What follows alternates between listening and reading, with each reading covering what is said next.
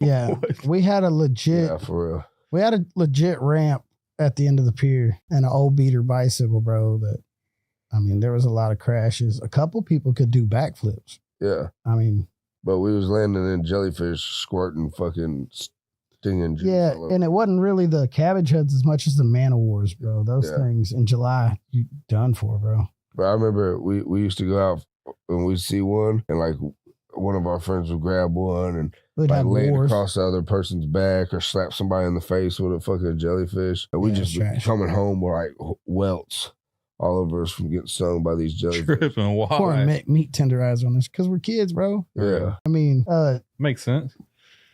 I was on Facebook and I was talking to Jake last night. He had posted something and I was like, do you remember whenever we threw the whole bag of shrimp in that lady's convertible? She was driving down the highway and we just threw it because we were punk ass kids, bro. It's fucked up. It was bad. Like, as an adult, if my kid does that, it's her ass, bro. Yeah. We didn't get caught though. We were all right. Real. But that's wild. Yeah, man. So the coastal savage thing for me, there's no issues because we all have a different way that we look at it. Like, oh yeah, I remember my dad was a millwright like I am, but he worked turbine. So throughout the summertime, he would be off because he made shit ton of money for during turbine season. And my dad built a barge, and we would go out and drive pilings, make boat lifts, boat houses, piers, bulkheads. And from the time I was a little kid to 13, 14, we were on the water every summer. You even did that a little bit afterwards too. Yeah, but I was if they dropped a hammer, I had to jump in and go get it. Got barnacle cuts up and down my legs, underneath my feet. My dad tell me, "Oh, that salt water gonna fix that shit." Just stay down in the water. Oh, and it would. And I remember one summer I made more money on that boat on that barge than my real dad or my mom made the entire year. Nice. And I was just out on the water enjoying that shit. And I've always felt like being out on the water, like on some Greek god shit, like being out in the water in the sun made me feel good, powerful, made me feel good. Like that's where I needed to be, you know what I mean? So that, like, Coastal Savage to me reminds me of me out there working with Vern, getting it in, taking care of the family, you know what I'm saying? Yeah. Man, that's good memories too. Yeah. Man, rest in peace to the old man. I miss him. R.I.P. old man. Sure. Love you, Vern. Yeah, man. I love the water. Everything about it, man. Like, it may be muddy, shitty Galveston water, but it's mine. Right. Yeah, it's in your veins. I love the bay. I love fishing. I don't really like the beach. I hate the beach kind of. I don't dislike the beach, but I hate the grittiness of it. Yeah, I mean, it's all right, but it's not, I don't know. I never really got the draw either. I would rather be like on a bank that doesn't have all the sand. Yeah, for sure. Or out on the boat or a pier or swimming in it. Just anything but the beach. Just because it's so dirty, bro. Yeah, I hate the feel of all the grittiness. pretty bitches want to go sit on the beach and tan, and so we got to go out there every now and then to. I mean, I understand the beach. What? Like the pretty bitches for other people. Yeah, just not for me. Yeah.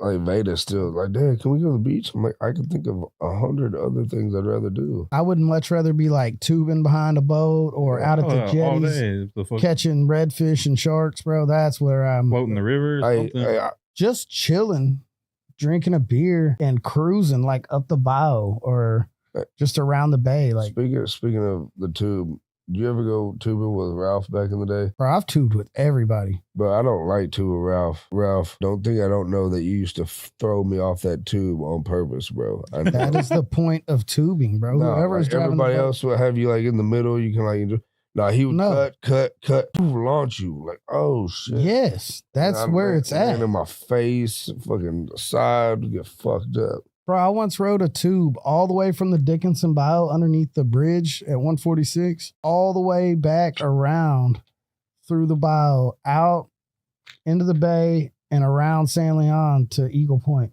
Really? I hurt for like 3 days. The reason I say that, we were flying, bro. The reason I say he was trying to hurt me is because he used to get on like his 3-wheeler or 4-wheeler or something, and we would go find like little tight trucks or like the little remote control cars or a go-kart with no motor, and he'd tie it up to that fucking 3-wheeler and be like, hey, get on the back. Bro, I was the first one always to be like, I'm getting on the back.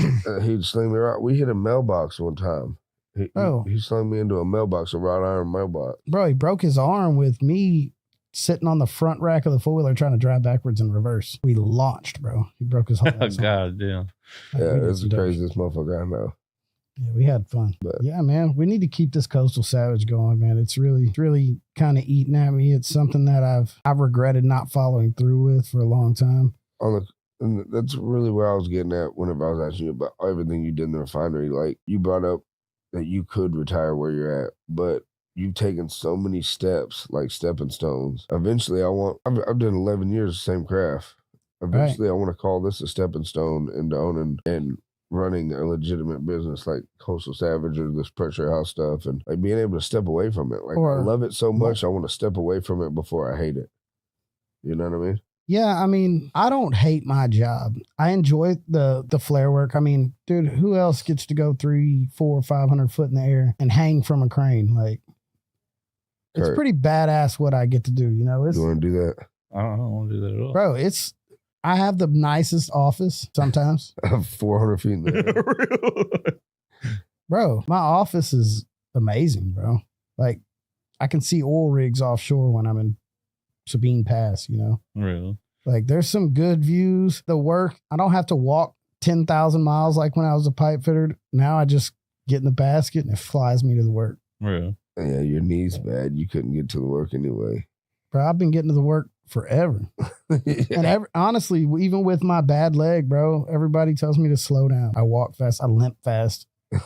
I mean, and my coworkers are like, we can tell how tired Coop is by how bad he's dragging that leg around. Mm-hmm. Bro, I've gotten in turnarounds to where I'm literally dragging that thing behind me, bro. It can't keep up. Hey, but so it is what it is.